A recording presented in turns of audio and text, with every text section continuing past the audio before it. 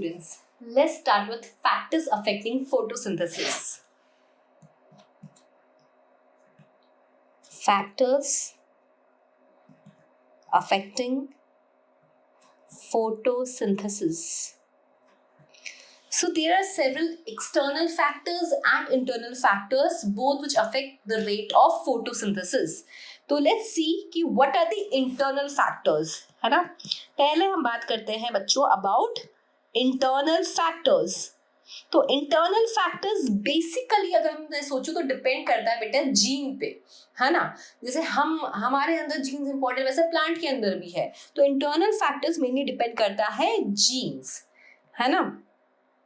तो अगर हम देखें इंटरनल फैक्टर्स में क्या क्या आता है, तो इंटरनल फैक्टर्स में आपकी लीफ की साइज, है ना, लीफ का एज, उसका ओरिएंटेशन कि भाई लाइट कितना आ रहा है उसमें, है ना, उसका ओरिएंटेशन. देन सरफेस एरिया कैसी, उसकी ज्यादा कम surface area, number of chloroplast, leaf में कितना क्लोरोप्लास्ट है, number of chloroplast, number of stomata, भाई स्टोमेटा कितना है, ये सब पे डिपेंड करता है ना. और ये चीज तो मैंने आपको कहा है कि ये तो आप याद ही रखना कि जेनेटिक पे तो बहुत ज्यादा डिपेंड करता है ना.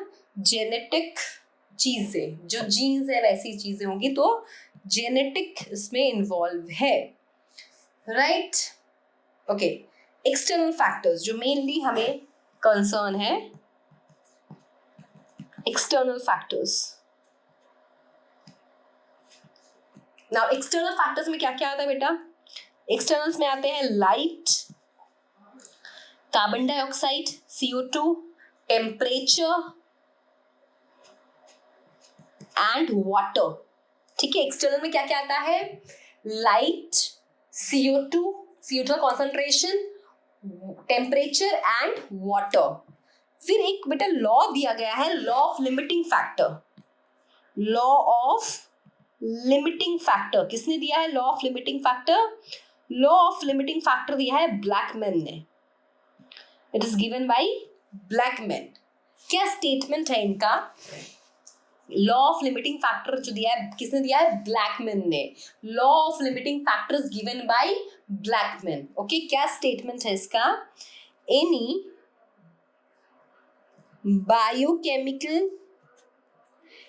Biochemical process if controlled by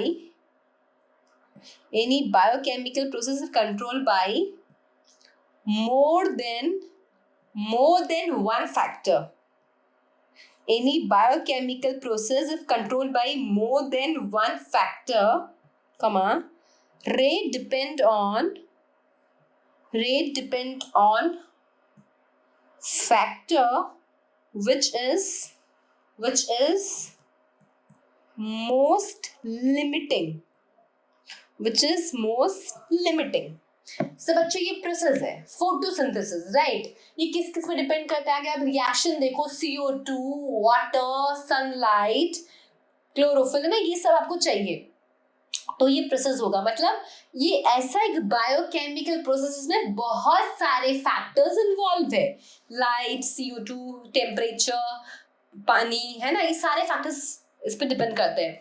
अब इनमें से कोई भी एक फैक्टर अगर कम हुआ, इन चारों में से कोई भी एक फैक्टर अगर कम हुआ, तो जो फोटोसिंथेसिस का प्रोसेस है वो किस पे डिपेंड करेगा, जो फैक्टर कम है उस पे. जो रेट है फोटोसिंथेसिस किस पे निर्भर करेगा, जो फैक्टर लिमिटिंग है, जो फैक्टर कम है उस पे डिपेंड करेगा. ठीक है, जैसे फॉर एग्जाम्पल अगर मैं एकदम समर की मॉर्निंग की बात करूँ ना, समर में एकदम सुबह मॉर्निंग, मतलब जब आपका सन राइज हुआ है ना, जब सनराइज हुआ है तब क्या होगा, तब रेट ऑफ फोटोसिंथेसिस किस पे डिपेंड करेगा, लाइट इंटेंसिटी पे. क्योंकि एकदम अभी क्या है बेटा, सुबह हुई है, अभी जस्ट सुबह हुई है, सनराइज हुआ है, तो लाइट इंटेंसिटी पे डिपेंड करेगा. अब जैसे जैसे टाइम बढ़ेगा तब क्या होगा, लाइट तो अच्छी नहीं लगेगी, तब light will not act as limiting factor. धूप तेज हो जाएगी तो water will act as limiting factor, तब रेट किस पे डिपेंड करेगा, वाटर पे डिपेंड करेगा। ऐसे समझ में आ रहा है, जो चीज कम है उस पे वो बायोकेमिकल प्रोसेस का रेट डिपेंड करता है, वो लॉ दिया था ब्लैकमैन ने, that is law of limiting factor. ठीक है, अच्छा एक और एग्जांपल समझते हैं।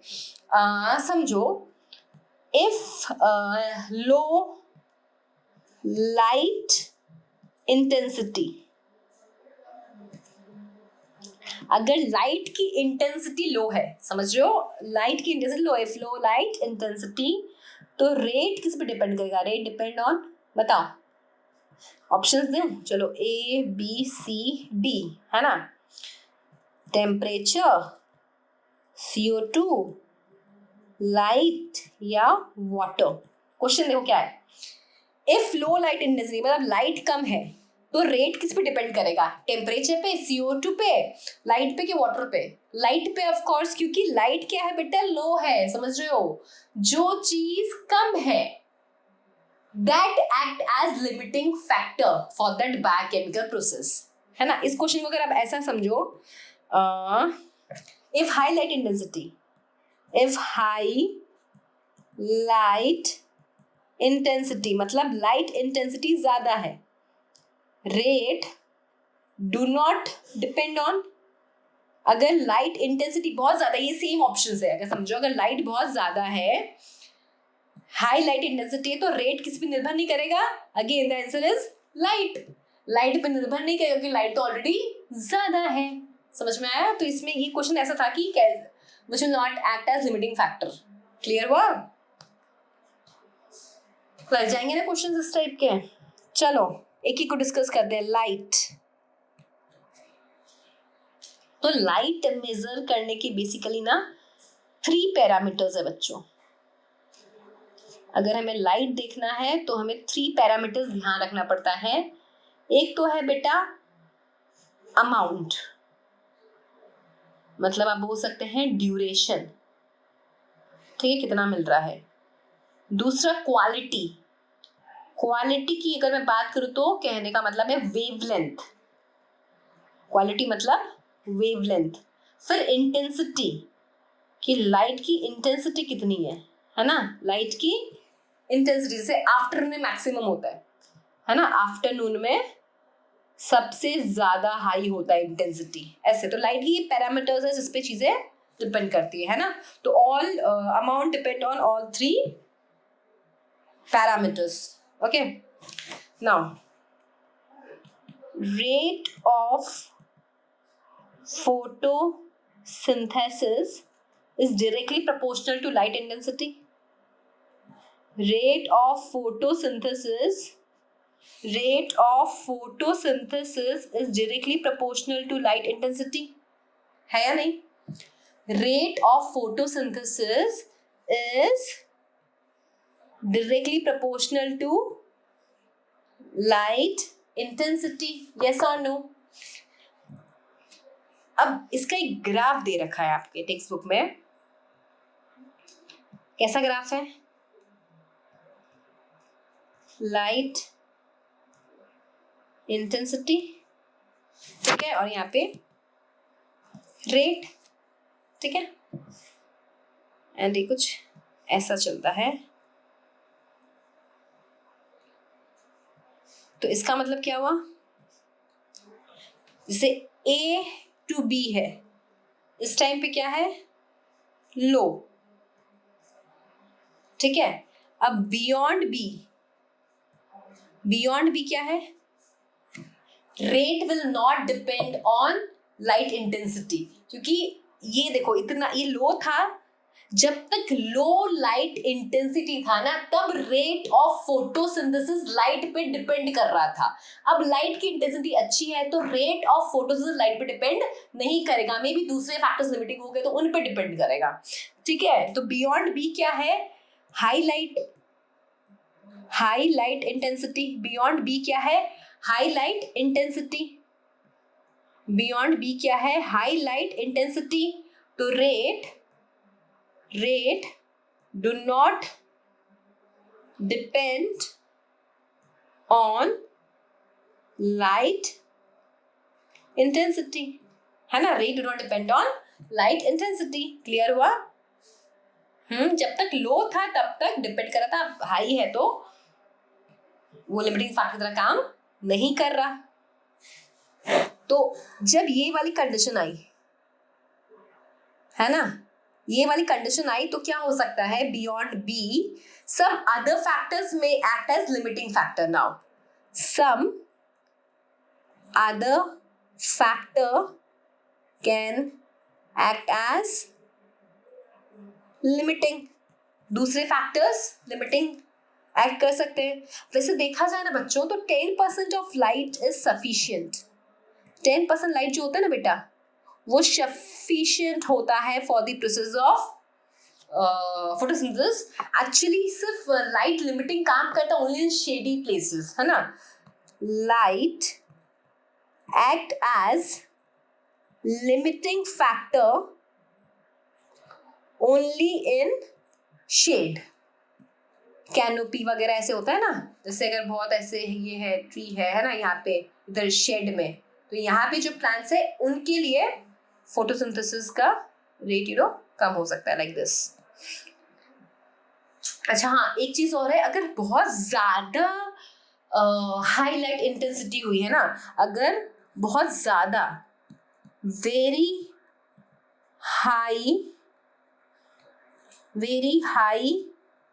लाइट इंटेंसिटी हुई, अगर बहुत ज्यादा हाई लाइट इंटेंसिटी हुई तो क्या हो जाएगा, फोटो ऑक्सीडेशन हो जाएगा। फोटो ऑक्सीडेशन मतलब क्लोरोफिल डिस्ट्रॉय हो जाएगा, है ना, क्लोरोफिल जो है वो डिस्ट्रॉय हो जाएगा, क्लोरोफिल जो है वो डिस्ट्रॉय हो जाएगा अगर बहुत ही तेज लाइट इंटेंसिटी हुई तो। ये भी एक बात याद रखना, है ना। जस्ट जो लाइट लिमिटिंग फैक्टर काम करता है जस्ट फॉर स्कियोफाइट्स। स्कियोफाइट्स मतलब जो शेड में नहीं ग्रो होते हैं उनको हम क्या बोलते हैं, स्कियोफाइट्स, है ना, लाइक मनी प्लांट। तो स्कियोफाइट्स जो शेड में ग्रो होता है ना, उनके लिए लाइट के act as limiting factor. Otherwise 10% light sufficient, and बहुत ज्यादा भी लाइट हुई तो फोटो ऑक्सीडेशन हो जाएगा, क्लोरोफिल डिस्ट्रॉय हो जाएगा, है ना। फिर नेक्स्ट फैक्टर बच्चों हमारे पास CO2 कार्बन डाइऑक्साइड। दूसरा हमारा फैक्टर है कार्बन डाइऑक्साइड, है ना, one of the mostly limiting factor. It is one of the mostly limiting factor, है ना। इसमें मेजरमेंट से ppm है ना, ppm पार्ट्स पर मिलियन, उसको दिया μl पर लीटर में। तो ppm लिखो या μl पर लीटर लिखो या ऐसे μl लीटर इनवर्स लिखो, है ना, एक ही बात है। क्लियर कर देती है चीज में।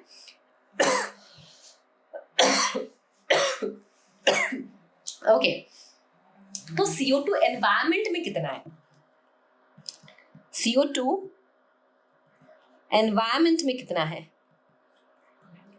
380 ppm, ठीक है। अब C3 प्लांट्स जो है, C3 प्लांट्स का जो सेचुरेशन पॉइंट है, C3 प्लांट का जो सेचुरेशन पॉइंट है CO2 को लेकर वो है 450 ppm। कितना है, 450 ppm, मतलब मैक्सिमम बोल रही हूँ मैं, ये मैक्सिमम के हिसाब से, मैक्सिमम रिक्वायरमेंट के हिसाब से। और C4 प्लांट का सेचुरेशन पॉइंट कितना है, 360 ppm। अब 360 ppm बोलो या μl पर लीटर बोलो, एक ही बात है, या μl लीटर इनवर्स बोलिए, ठीक है। तो यहां पे देखो क्या होता है, जो एनवायरमेंट का CO2 कॉन्सेंट्रेशन है, जो आपका एनवायरमेंट का CO2 कॉन्सेंट्रेशन है, कितना है, 380 ppm। एनवायरमेंट का CO2 कॉन्सेंट्रेशन इज 380 ppm। ये लिमिटिंग है for C3 plants, it is limiting for C3 plants, not for this. तो और C4 का तो 360 है तो 380 इज इनफ, तो for C4 it is efficient, C4 के लिए वो एफिशिएंट है, क्योंकि C4 को तो 360 चाहिए जबकि है 380, right? So both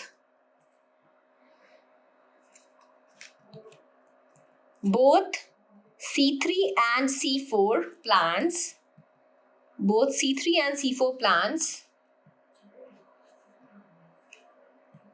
not show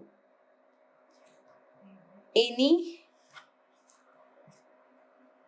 change in CO2 fixation in low light intensity. Low light intensity है तो कुछ नहीं फर्क पड़ना, ठीक है? लो लाइट इंटेंसिटी कुछ फर्क नहीं पड़ना, any change in low light intensity तो कुछ फर्क नहीं पड़ना, but at high light intensity, लेकिन जब लाइट इंटेंसिटी ज्यादा है, जब लाइट इंटेंसिटी ज्यादा है तब क्या होगा? Both C3 and C4 plant को बेनिफिट होगा, both C3 and C4 plant show benefit, but ज्यादा कौन शो करेगा? ज्यादा C3 शो करेगा, है ना, क्योंकि उसका सैचुरेशन कितना है? उसका सैचुरेशन है 450। सो ज्यादा बेनिफिट किसको होगा? हाई लाइट इंटेंसिटी का मोर बेनिफिट किसको होगा? More benefit to C3 plant. C3 plant को ज्यादा बेनिफिट होगा। तभी तो बेटा जो ग्रीन हाउस होता है, ग्रीन हाउस जो हम बनाते हैं, ग्रीन हाउस में क्या होता है? ग्रीन हाउस में ग्रीन ग्लास से कवर करके रखते हैं जिसमें CO2 का कॉन्सेंट्रेशन बहुत ज्यादा होता है ना? ग्रीन हाउस में क्या होता है? CO2 का कॉन्सेंट्रेशन, ग्रीन हाउस में CO2 का कॉन्सेंट्रेशन बहुत ज्यादा होता है, CO2 को ट्रैप करके रखता है। तो नॉर्मली यहाँ पे C3 प्लांट्स ही ग्रो किए जाते हैं इन ग्रीन हाउस। C3 प्लांट, इसी रीजन की वजह से C3 प्लांट ग्रो किए जाते हैं। एग्जाम्पल जैसे कि टोमेटो, ब्लैक पेपर, ठीक है, टोमेटो, ब्लैक पेपर, ये सब क्या है बेटा? आपके एग्जाम्पल्स है किसके? ग्रीन हाउस में जो C3 प्लांट ग्रो किए जाते हैं उनके। ओके, नेक्स्ट लिमिटिंग फैक्टर है बच्चों टेम्परेचर, ठीक है। नेक्स्ट लिमिटिंग फैक्टर क्या है हमारे पास? Third, temperature.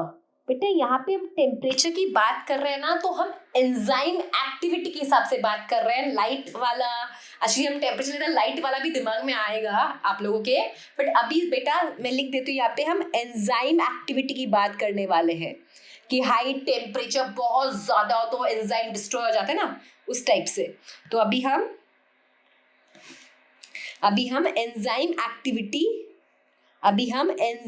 एक्टिविटी के बारे में बात करने वाले हैं, है ना। हम अभी एंजाइम एक्टिविटी के बारे में बात करने वाले हैं। सो अगर देखा जाए तो लाइट रिएक्शन, डार्क रिएक्शन, दोनों में एंजाइम्स है ना।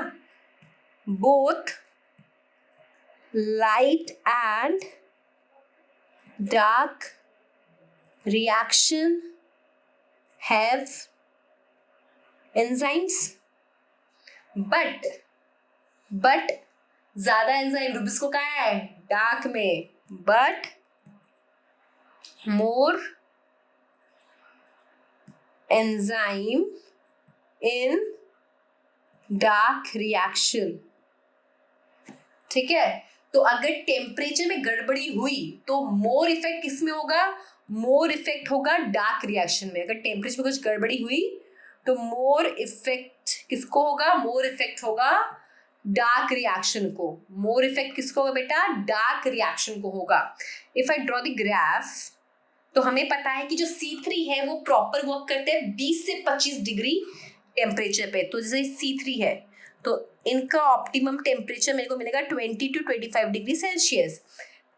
ये किसकी बात करी मैं? C3। और अगर C4 है तो C4 के लिए टेम्परेचर कितना जाएगा? 30 to 40 degree Celsius, 30 to 40 degree Celsius. तो ऑप्टिमम टेम्परेचर का डिफरेंस आता है इन C3 एंड C4 प्लांट, ठीक है। Optimum temperature differ in C3 and C4 plant. Optimum temperature बेटा C3 एंड C4 में डिफर करता है। C3 में कितना है बेटा, C3 में 20-25 डिग्री सेल्सियस है, C4 में कितना है, C4 में 30-40 डिग्री सेल्सियस है ऑप्टिमम टेम्परेचर। तो ये दोनों अलग अलग है एंड टेम्परेचर बेसिकली यहाँ पे कंसर्न है विद एंजाइम एक्टिविटी, ठीक है। तो एकदम बहुत ज्यादा टेम्परेचर होगा तो फिर आपका एंजाइम डीनेचर हो जाएगा, राइट। लास्ट फैक्टर हमारा एक्सटर्नल फैक्टर है वाटर, पानी, H2O, जल, नीर, वाटर। तो वाटर जो है not directly affect the reaction, है ना, not directly affect the reaction. क्यों? क्योंकि देखो बेटा आपका ये कहाँ इन्वॉल्व है, PS2 में फोटोलिसिस के लिए आपको पानी चाहिए, तो उतना पानी तो प्लांट के पास ऑल द टाइम अवेलेबल होता ही है। तो वाटर जनरली लिमिटिंग फैक्टर की तरह काम नहीं करता है ना, वाटर जनरली लिमिटिंग फैक्टर की तरह काम नहीं करता, बिकॉज फोटोलिसिस के लिए जो आपको पानी चाहिए, फोटोलिसिस वाला पानी है वो हमेशा हमेशा हमेशा होता है। Photolysis, water required for photolysis वो हमेशा प्लांट में होता ही है, ठीक है। पर वाटर दूसरे फैक्टर्स को अफेक्ट करता है, water affect other factor, water affect करता है दूसरे फैक्टर्स को, वाटर अफेक्ट करता है दूसरे फैक्टर्स को। जैसे अगर पानी डेफिशिएंट हुआ, अगर वाटर डेफिशिएंट हुआ तो आपका लीफ फ्लैसिड हो जाएगा, लीफ फ्लैसिड होगा कि नहीं होगा, होगा। तो अगर लीफ फ्लैसिड हो गया तो क्या होगा, सरफेस एरिया कम हो जाएगा, सरफेस एरिया कम हो जाएगा। तो इंटरनल फैक्टर है ना। अच्छा, अगर वाटर कम हुआ तो एक चीज और, स्टोमेटा क्लोज हो जाएगी, स्टोमेटा क्लोज हो जाएगा। अगर वाटर कम हुआ तो फिर CO2 एंटर नहीं कर पाएगा, CO2 डू नॉट एंटर, तो फिर क्या होगा, डिक्रीज इन फोटोसिंथेसिस।